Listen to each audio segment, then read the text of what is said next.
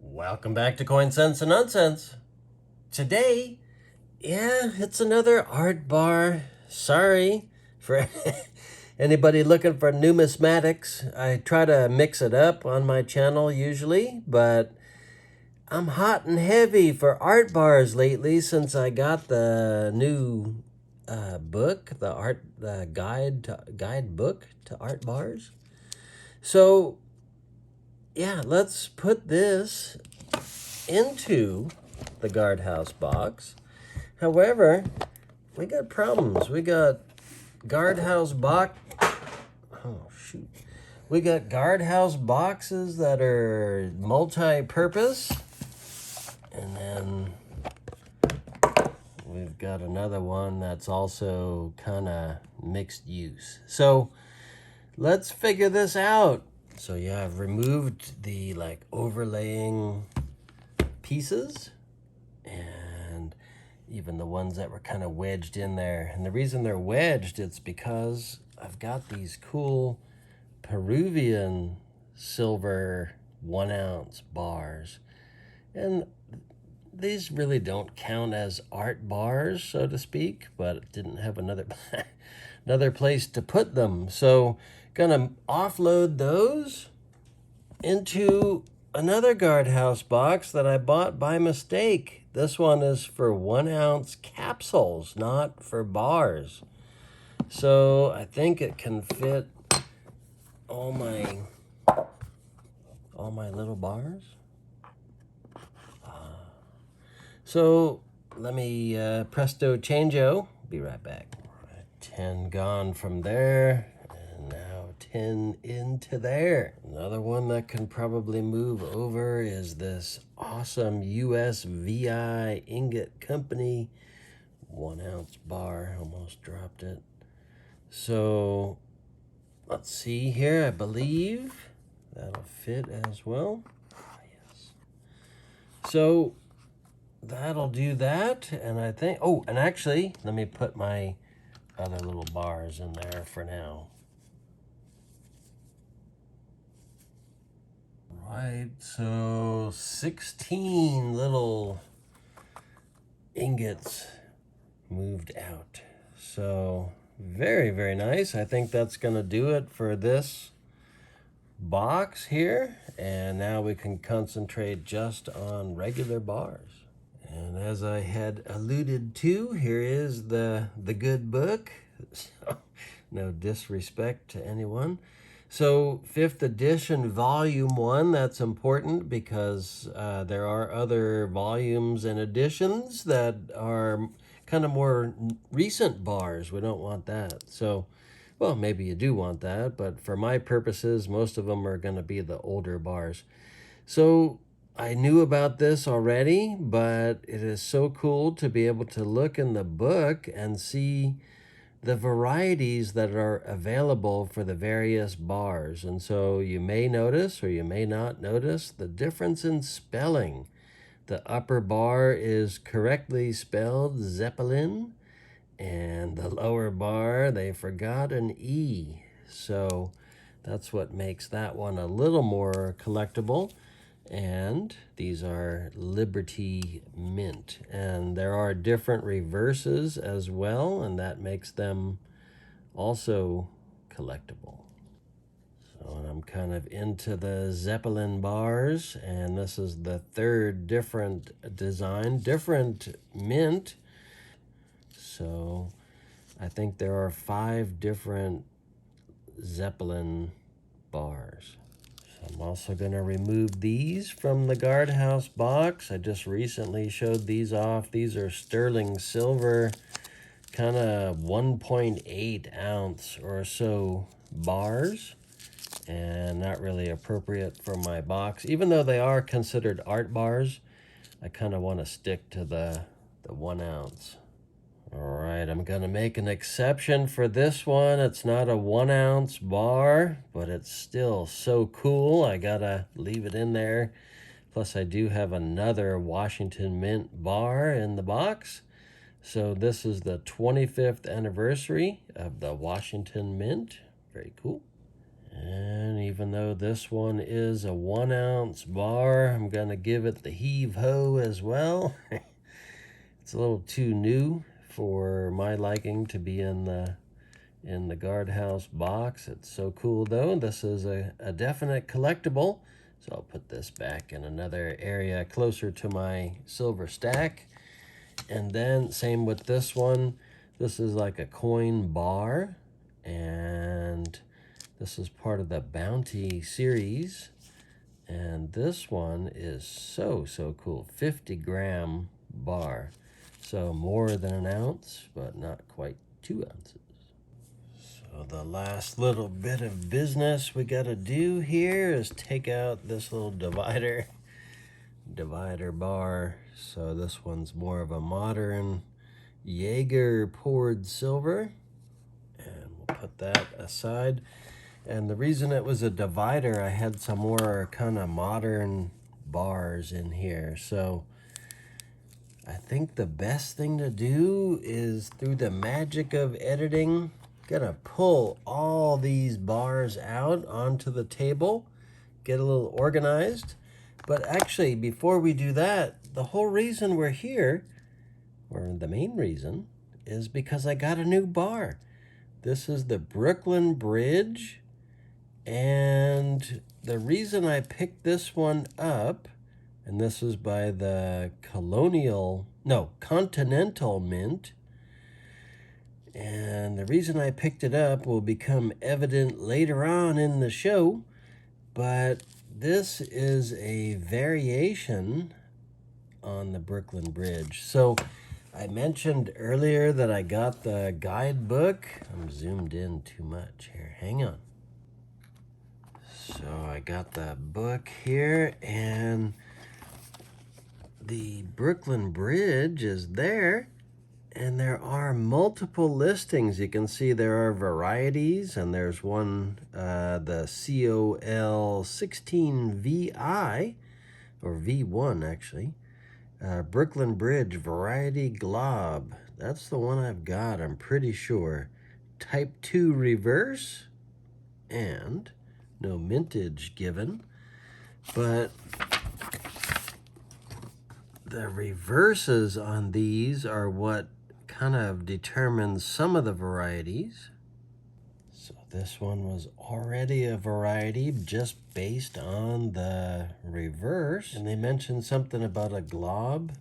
And look at, there's not much detail in the upper portions of the bridge there on this front section, and I wonder if that's what they refer to as the glob. So I think this one, like I say, is the variety, but no idea how many minted. And also this one has a little doohickey there. Let's go in with the microscope. Actually, let me follow through. Let me get all these out. We'll get organized. It's gonna be a long video, probably a 2-parter. Hang tight.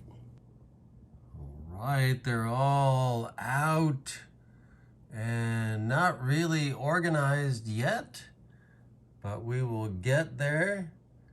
And quite an assortment. Love many of these, obviously, if I've got them in my collection.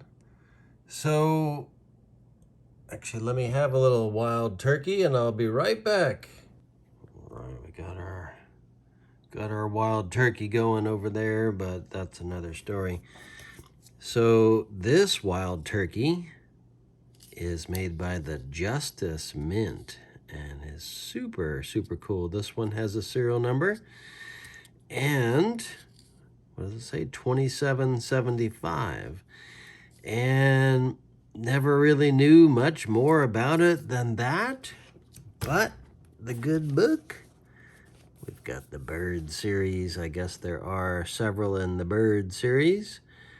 And they made 5,000 of each. And it has the Type 1 reverse made in 1973. So let's get to the main Justice page here. And there you can see they show the different reverse types. And so it matters whether it's, you know, inverted or whatever. So this one is normal, kind of metal flip, so to speak, if you're a numismatist. And yeah, so type 1 reverse. We should also probably take out these Zeppelin ones we've already looked at here. We've got the one with the misspelling.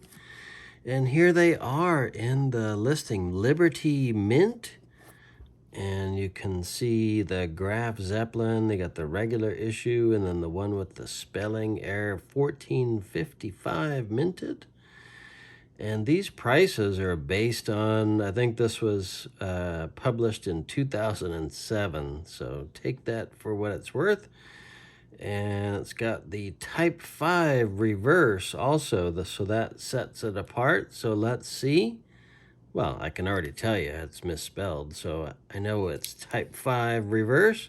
This one, I think because the doohickey is on the right side, and this one is on the left side, the one that's spelt correctly. All right, and here is the other one. This one is kind of high relief, so it doesn't fit in a capsule. And this one is serialized. So it's made by Motherlode Mint, and you can see there it is. So Graf Zeppelin, and so they have multiple there. Inverted reverse is a thing. So let's see on mine. Is it inverted or not? No, it's regular. It's coin flip. Oh no, metal flip. So yeah, pretty cool. So there's two other designs of Zeppelin. So here's one of the other ones I'll be trying to get, but that one seems very, very rare. And you can see there's a few different varieties. And another one I'd have to be after here is the Graf Zeppelin. It's kind of a crumb-bum design, but if you're a completionist, you gotta have it. And I did mention earlier I was gonna keep the canceled Washington Mint, so we'll put that in the box. But its companion, the other Washington Mint that I've got, this one, kind of relatively plain Jane, but let's check it in the guidebook. So this one is considered, I think, the Indian scent. But yeah, it's, which one? This one here, Washington 59. And when you look that up, Indian scent, no mintage given, made in 1972. And then with this one, before I put it to bed here, it even has a distinction of whether it's thin or thick or wide numerals. This one is thin. So, and if anybody knows me here, we've been super into the Great Lakes Mint. And unfortunately, these don't fit in capsules either.